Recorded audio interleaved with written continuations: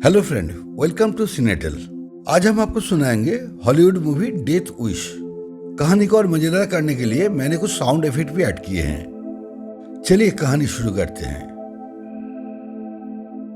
कहानी की शुरुआत देर रात शिकागो शहर में होती है, जहां एक पुलिस कार काफी तेज रफ्तार से हॉस्पिटल की तरफ भाग रही थी, क्योंकि एक पुलिस ऑफिसर को गोली लगी थी और उसे जल्द से जल्द सर्जरी की जरूरत थी।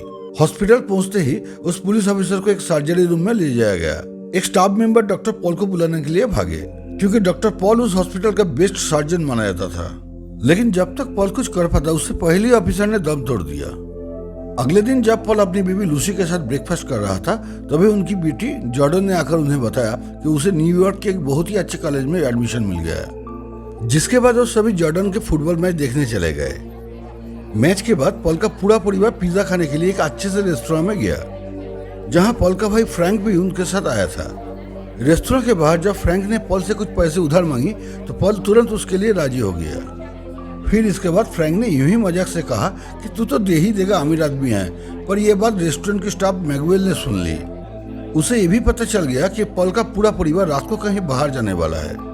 इसलिए जब वो गाड़ी लेने गया, तब उसने गाड़ी के नेविगेशन से उनके घर का एड्रेस निकाल लिया। उधर शाम को पूरा परिवार पॉल का बर्थडे मनाने के लिए बाहर जाने के लिए तैयारी हो रहा था कि अचानक पॉल का हॉस्पिटल से एक अर्जेंट कॉल आ गया, जिसके बाद वो तुरंत हॉस्पिटल के लिए निकल गया, क्योंकि किसी की जान खतरे में थी।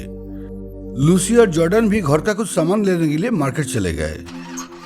जब वो दोनों शॉपिंग करके वापस आए, तो उनके घर के बाहर एक वैन खड़ी हुई थी, जिस पर उनका ध्यान ही नहीं गया। घर में घुसते ही जॉर्डन अपनी दोस्त से बात करने के लिए ऊपर चली गई और लूसी पॉल के बर्थडे के लिए केक बनाने लग गया था। उनका ध्यान दरवाजे के पीछे मौजूद परछाई पर बिल्कुल नहीं गया। थोड़ी देर बाद लूसी ने देखा कि हवा की वजह से कुछ कागज उड़ रहे थे। जब वो पास की खिड़की को बंद करने गई, तो उसने वहां मिट्टी से बने पैरों के निशान देखे, जिससे उसे घर में किसी को घुसने का एहसास हुआ। उसने फौरन जॉर्डन को नीचे आने के लिए जोर से आवाज लगाए। तब तक एक आदमी जॉर्डन के बाथरूम में छुप चुका था और जॉर्डन के बाहर रहते ही उसने उसे पकड़ लिया। असल में उनके घर में 3 चोर घुस चुके थे, जिन्होंने लूसी को चुपचाप घर का सारे सामान उनके हवाले करने को कहा। जल्द ही उन्होंने तिजोरी से सारे पैसे निकाल लिए। उधर 2 आदमियों ने जॉर्डन को पकड़ रखा था, जिनमें से एक आदमी अपना चाकू टेबल पर रखकर रस्सी लाने चला गया। इधर एक जवान लड़की को अकेला पाकर उस दूसरे आदमी का मन में पाप आ गया। उसने जॉर्डन को गलत तरीके से छूने लगा। तभी उसका साथी वापस आ गया और उसने ऐसा करने से मना किया, जिसके बाद वो दोनों के बीच बहस शुरू हो गई और मौका मिलते ही जॉर्डन ने टेबल पर पड़े चाकू से उस पर हमला कर दिया। ये देखते ही उसके साथी ने जॉर्डन को पकड़कर जमीन में फेंक दिया। जैसे ही लूसी उस घर में पहुंची और जॉर्डन को जमीन पर पड़ा देखा, वो पास में खड़े आदमी पर गर्म पानी डाल दिया और अपने बेटी को वहां से भाग जाने को कहा। लेकिन इस बात पर उन चोरों के लीडर को बहुत गुस्सा आ गया और उन्होंने उन दोनों पर गोलियां चला दी। उधर हॉस्पिटल में पॉल एक सर्जरी में बिजी था, तभी उसे खबर मिली कि 2 महिला पेशेंट आने वाली है, जिनका केस बहुत ज्यादा सीरियस है। ये सुनते ही पॉल अपने सर्जरी को एक दूसरे डॉक्टर को देकर वो 2 फीमेल पेशेंट को देखने चला गया, पर हॉस्पिटल स्टाफ ने उसे इस केस पर काम करने से साफ मना कर दिया। जब तक पॉल को पूरी बात का पता चला, तब तक लूसी मर चुकी थी और जॉर्डन की सर्जरी हो रही थी। अपनी पत्नी का मरा हुआ देखकर वो बहुत परेशान हो गया। कुछ देर बाद रेंस और जैक्सन नाम का 2 डिटेक्टिव पॉल को कुछ सवाल करने के लिए आए। उसने पॉल को भरोसा दिलाया कि वो जल्दी गुनहगारों को पकड़ लेंगे। तभी नर्स ने आकर ये बताया कि जॉर्डन सर्जरी से जिंदा बाहर आ गई है। फिलहाल के लिए वो कोमा में है। कुछ दिनों बाद भी पुलिस के हाथ कोई सुराग नहीं लगा और पॉल की फ्रस्ट्रेशन बढ़ती जा रही थी। इसीलिए वो डिटेक्टिव से आमने सामने बात करने के लिए पुलिस स्टेशन चला गया। पर वहां जाके पॉल ने देखा कि डिटेक्टिव तो एक साथ कितने सारे केसेस लेकर काम कर रहा था। ये देखकर पॉल समझ गया कि पुलिस तो उसकी मदद नहीं कर पाएगी। उसी शाम को ट्रेन स्टेशन से उतरते वक्त पॉल ने 2 आदमियों को देखा जो एक लड़की को छेड़ रहे थे और उसने वो लड़की को अकेला छोड़ देने के लिए कहा। ये सुनते ही वो दोनों को काफी गुस्सा आ गया और उन्होंने लड़की को छोड़कर पॉल को मारना शुरू कर दिया। अगले दिन पॉल हथियार खरीदने के लिए एक दुकान में पहुंचा और दुकानदार ने उसे बहुत सारे हथियार दिखाए, लेकिन बंदूक खरीदने के लिए काफी सारा पेपर वर्क का जरूरी था और साथ ही उसे बंदूक चलाने की क्लासेस भी लेनी पड़ेगी। इसीलिए पॉल वहां से बिना बंदूक लिए वापस चला आया। कुछ दिन बाद जब पॉल एक गैंगस्टर का इलाज कर रहा था, तभी उसकी जेब से एक गन नीचे गिरी, जिसे पॉल ने चुपचाप बेड के नीचे धकेल लिया ताकि वो बाद में उसे निकाल सके। घर पहुंचकर जब उसने पहले बार बंदूक को चलाया तो गोली बाउंस होकर उसकी ओर ही आ गई और ये देखकर पॉल समझ गया कि उसे पहले बंदूक सही से चलाना सीखना होगा। अब वो अपने खाली टाइम में सिर्फ बंदूक चलाने की वीडियो देखता। रोज प्रैक्टिस करने के बाद अब उसका निशाना काफी अच्छा हो गया था। एक दिन पॉल को आईसीयू में बुलाया गया, जहां डॉक्टर ने उसे बताया कि जॉर्डन की हालत दिन पर दिन खराब होती जा रही है। अपने बेटी की चेहरे के देखकर उसे एहसास हुआ कि वो क्रिमिनल खुलेआम घूम रहे हैं और यहाँ उसकी बेटी जिंदगी और मौत की लड़ाई लड़ रही है। अब उसके अंदर का शरीफ इंसान खत्म हो चुका था और उसने सोच लिया कि अब वो इन सब करके ही रहेगा। रात होते ही वो अपनी गन लोड की और वो एक हुडी पहनकर शिकागो की सड़कों पर निकल गया। थोड़ी देर बाद ही उसने दो आदमियों को देखा जो एक औरत से उसकी गाड़ी छीन रहे थे। पॉल भी जमीन पर लेटकर उन पर गोली चलाने लगा। उसकी चलाई गोली सीधा जाकर ड्राइवर को लगी, लेकिन इसी बीच कांच का एक टुकड़ा पॉल के हाथ में लगने की वजह से उसका भी खून बहने लगा। अभी वो दूसरा आदमी गाड़ी से उतरा और अंधाधुंध पॉल पर गोलियां बरसाने लगा। पॉल ने जैसे तैसे गाड़ी के पीछे छुपकर अपनी जान बचाई और सही मौका मिलते ही उस आदमी की माथे के बीच में गोली मारी। लेकिन उसे ये नहीं पता था कि एक औरत ने सब कुछ रिकॉर्ड कर लिया था। उस आदमी को एक और गोली मारकर उस लड़की को वहां से भाग जाने के लिए कहा। पॉल ने वहां से निकलकर सबसे पहले अपनी हुडी को डस्टबिन में फेंका और फिर ट्रेन पकड़कर घर चला गया। उसने जिंदगी में पहली बार किसी की जान ली थी तो उसे सोने में बहुत दिक्कत हो रही थी। कुछ समय बाद जब रेन और जैक्सन विक्टिम की स्टेटमेंट लेने पहुंचे तो जो औरत पर हमला हुआ था वो तो उस अनजान हुडी वाले आदमी की बहुत शुक्रगुजार थी, और वही जो औरत ने सबकी वीडियो बनाई थी उसके हिसाब से तो हुडी वाला आदमी बहुत खतरनाक था। लेकिन अच्छी बात यह थी कि वीडियो में एक बार भी पॉल का चेहरा दिखाई नहीं दिया। जब पुलिस वालों ने उस वीडियो को देखा तो उनका ध्यान उस आदमी के हाथ पर गया जहां चोट लगी हुई थी। जल्द ही ये वीडियो इंटरनेट पर वायरल हो गई और पॉल ने भी इसे देखा। कमेंट्स में लोगों की तारीफ सुनने के बाद उसका सारे गिल्टी खत्म हो गया। देखते ही देखते लोग पॉल को द ग्रीन रिपर नाम से बुलाने लगे। एक दिन पॉल ने एक बच्चे की सर्जरी की जिसे गोली लगी थी। बड़े प्यार से बात करने के बाद उस बच्चे ने बताया कि उसे गोली एक लोकल डीलर ने चलाई थी जिसका नाम था द आइसक्रीम मैन। पॉल ने किसी तरह उसका एड्रेस निकाला और अपने शिफ्ट के बाद हॉस्पिटल लॉन्ड्री से एक हुडी चुरा कर वहां पहुंच गया। वहां उसे आइसक्रीम मैन सड़कों पर आराम फरमाता हुआ मिल गया। पॉल ने बिना कोई वक्त बर्बाद करते हुए सीधा जाकर उस पर गोली चला दी और वहां से भाग गया। कुछ समय बाद जब पुलिस वाले वहां पहुंचे तो उन्होंने फिर से हुडी में आई एक आदमी का कहानी सुनी। तभी रेन की नजर कुछ बच्चों पर पड़ी जो शूटिंग सीन की एक्टिंग कर रहे थे। उसने ध्यान से देखा कि बच्चे अपने लेफ्ट हैंड को यूज कर रहे थे। जब उन्होंने वीडियो में देखा तो उन्हें समझ आया कि ये काम ग्रीन रिपर का ही है। थोड़ी देर बाद ये खबर हर जगह फैल गई और पॉल भी इसे काफी खुशी से देख रहा था। कुछ ही दिनों बाद पॉल के पास इमरजेंसी में कोई और नहीं बल्कि मिगुएल आया। उसे गोली लगी थी और उसका इलाज करते हुए पॉल ने उसके हाथ में अपनी घोड़ी देखी। पॉल ने उसे बचाने की बहुत कोशिश की लेकिन वो सर्जरी के बीच में ही मर गया।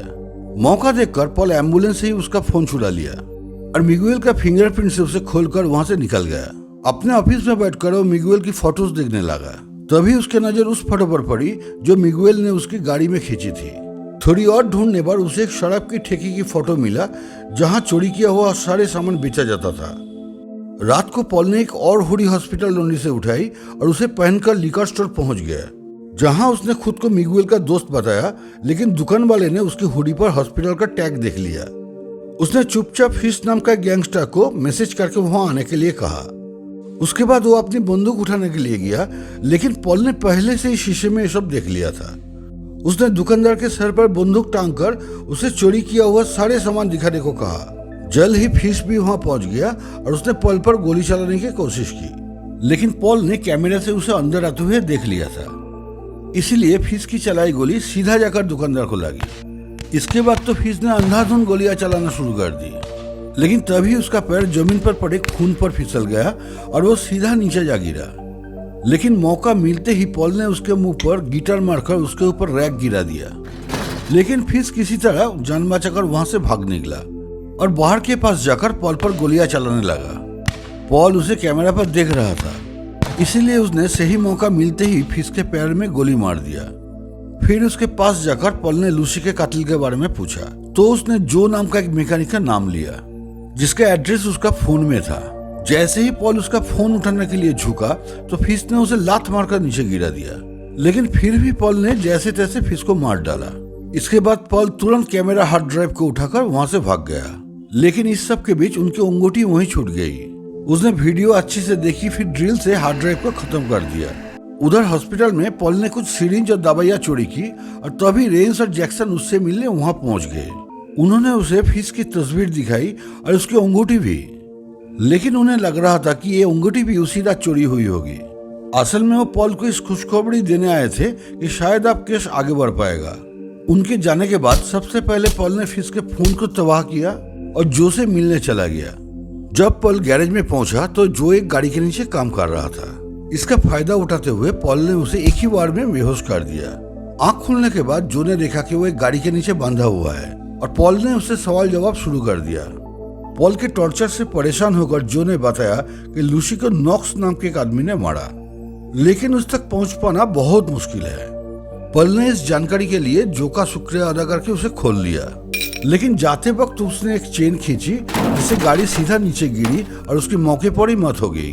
उधर हॉस्पिटल में पॉल जॉर्डन के पास बैठकर न्यूज दिख रहा था, जहां उसे पता चला कि अब कई लोग ग्रीन रीपर के स्टाइल में गैंग्स को मार रहे हैं। अचानक उसके पास नॉक्स का फोन आया, जिसने उसे 30 मिनट के अंदर अंदर एक क्लब में मिलने बुलाया। क्लब पहुंचने के बाद नॉक्स ने पॉल को बाथरूम में मिलने को कहा।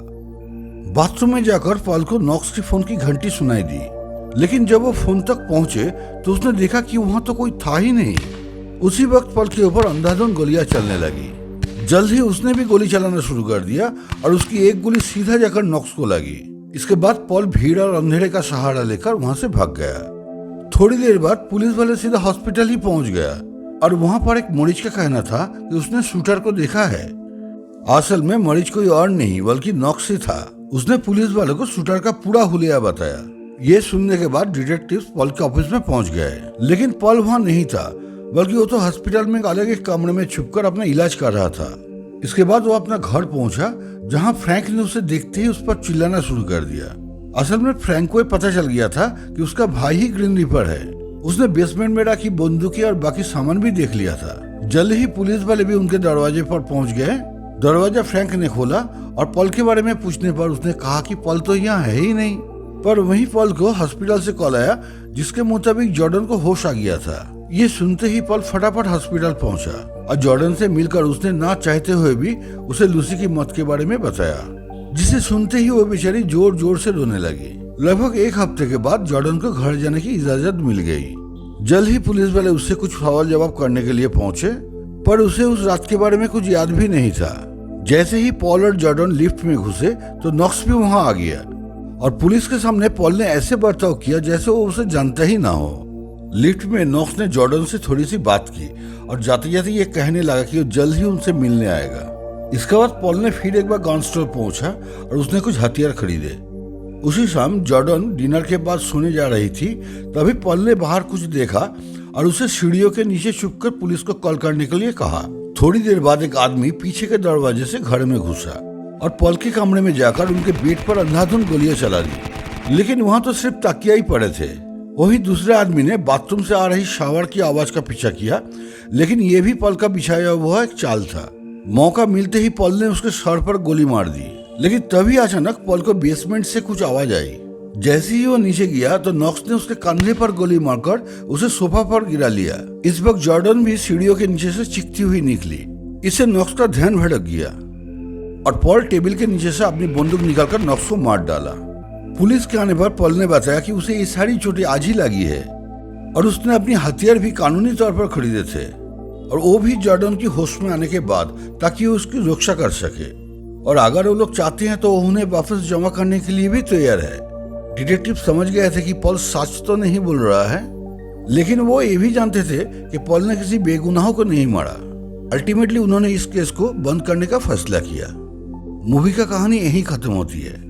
फ्रेंड, कहानी कैसा लगा कमेंट कीजिएगा, और मेरा कोशिश अगर आपको अच्छा लगे तो एक लाइक के साथ मेरा चैनल को सब्सक्राइब कर लीजिएगा। मैं आगे भी ऐसा कहानी और ले आऊंगा। बहुत बहुत धन्यवाद आपको। नमस्कार।